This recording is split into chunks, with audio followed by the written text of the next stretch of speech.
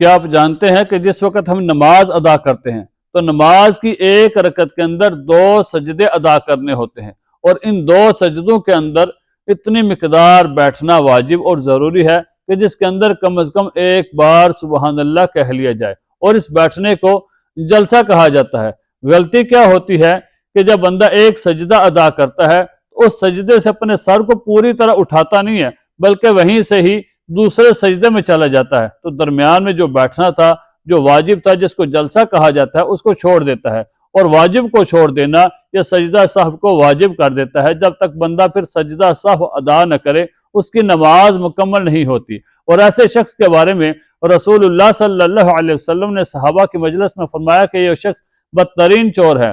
حضور علیہ السلام نے فرمایا صحابہ سے، اے صحابہ کہ میں تمہیں یہ نہ بتلاؤں کہ بدترین چور کون ہے؟ تو صحابہ کرام رضی اللہ تعالی عنہ اجمعین نے عرض کیا، یا رسول اللہ صلی اللہ علیہ وسلم ہمیں بتلائیے کہ بدترین چور کون ہے؟ تو حضور علیہ السلام نے ارشاد فرمایا کہ نماز میں چوری کرنے والا۔ صحابہ کرام رضی اللہ تعالی عنہ اجمعین نے پوچھا، یا رسول اللہ صلی اللہ علیہ وسلم نماز میں کیسے چوری کی جا سکتی ہے؟ تو حضور علیہ السلام نے ارشاد فرمایا کہ نماز میں چوری ایسے کی جا سکتی ہے کہ نماز کو صحیح طریقے سے ادا نہ کرنا، یعنی کہ ایک بندہ رکوع کو صحیح ادا نہیں کرتا، اگر رکوع صحیح کرتا ہے تو سجدہ صحیح ادا نہیں کرتا، سجدہ صحیح ادا کرتا ہے تو رکوع صحیح ادا نہیں کرتا۔ سجدہ کس طرح غلط ہوتا ہے کہ جب بندہ ایک سجدے میں جاتا ہے پھر اس کے بعد دوسرے سجدے کے لیے تھوڑی دیر مقدار میں بیٹھنا واجب ہے کہ جس کے اندر کم از کم ایک بار سبحان اللہ کہہ لیجئے، بندہ اس بیٹھنے کو چھوڑ دیتا ہے، ایک سجدہ کرتا ہے، پھر اس کے بعد پوری طرح سر کو اٹھاتا نہیں،